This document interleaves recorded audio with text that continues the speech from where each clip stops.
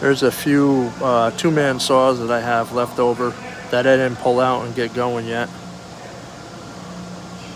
There's probably like 20 total two-man saws in here. There's a couple one-mans up on the shelves and on the floor.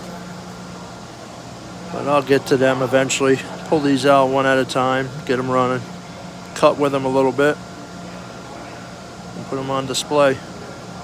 I don't really restore them. I run them how they are.